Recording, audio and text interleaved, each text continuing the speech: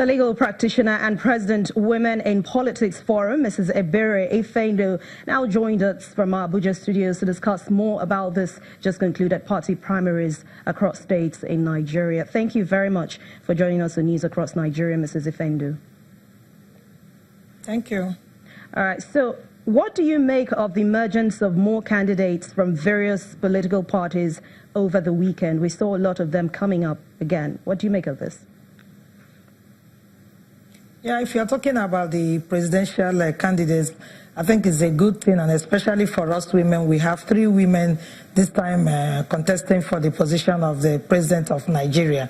That is a good thing for us. But generally, the primaries are not really what we can talk about because, especially from the angle of the ruling party, if I might come in here, because the APC, number one, initially said they were going to give women forms free. And along the line, they were made to pay, and they paid very high nomination and expression of interest fees. And after that, they went for screening and then participated, during the primary elections all through the country. But we don't have good reports, coming out from the primaries conducted. We are aware that we had the issues of imposition of candidates. We also know that our women were removed. Even the ones that succeeded in winning the primary election, their names were not sent to the national office.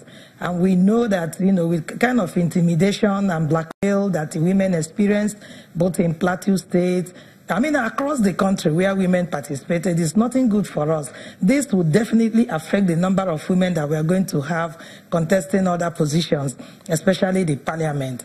And if I'm allowed, I'll use this opportunity to call on the leadership of APC to correct some of these anomalies, because the women participated, and then come to think of it, my presenter, we had a conference. We had an advocacy summit where the national chairman of APC participated. The president himself was there and his wife. They made commitments, and I'm just wondering, after the commitments, what next? Because we had high hopes that something good will come out of the primaries. And as I speak now, our women are not happy. And the important thing is that because we have been able to galvanize and mobilize our women, it means that any political party that is not ready to recognize our role in this country will have us to, contend with, because Nigerian women will definitely vote against that political party. Good thing that we have 3 women contesting. We have Eunice Atuejide of NIP.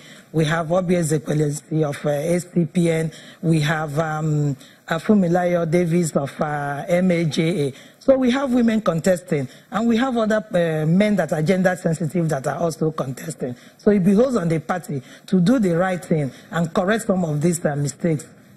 Ms. Ifeanyi, we've heard about the APC promising to give women a free ticket, but was there any reason not to have given the women these tickets? But for the other political parties where women came out, what happened? Why were there more men coming out from those primaries than women? Yeah, it's the same problem, the lack of internal party democracy that we are experiencing in Nigeria. It's a big problem for us, because we've been looking at ways to, discuss with political party leadership for them to understand that they need us to, have a good democracy. Any democracy that is not inclusive is not a democracy.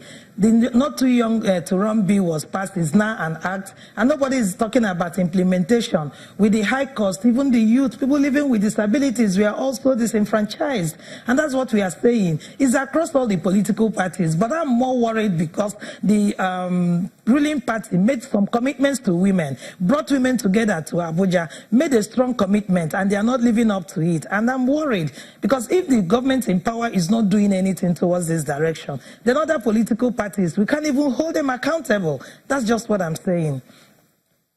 Politics Forum, what are other women around doing to ensure that at least they can bring out women also, or help them somehow to get through? Yeah, we are going to bring our women together. We are going around to all the political parties. We are going to make sure, especially before the list will come out, and then when the list is finally out. That's what I'm just repeating again. Any political party that don't have significant number of women contesting will not be voted for this time. They are no longer going to assemble us to clap and sing for them. And when it's time for us to be part of governance, they will deny us the opportunity. What it means is that Nigerian women will come together and take a decision on who to support these 2019 elections. We know that sometimes report says that we have more women performing better when they get to politics if they are given a chance. Do you have examples of people who have done very well in office, women especially, who have been given that chance and have made a positive impact? So many of them. Let's talk about Ngozi Okonjo-Iweala. We'll talk about Obieze Kwesili also. Our late sister, Dora Akunyili. Mention the women and the statistics also to, even compare with the men. You will know that wherever we have, been given an opportunity to serve, we have done tremendously well. All right. Thank you very much, Mrs. Ifeindu. I have been speaking with the President Women in Politics Forum, Mrs. Ebere Ifeindu, who joined us from Abuja Studio. Thanks for your time on News Across Nigeria.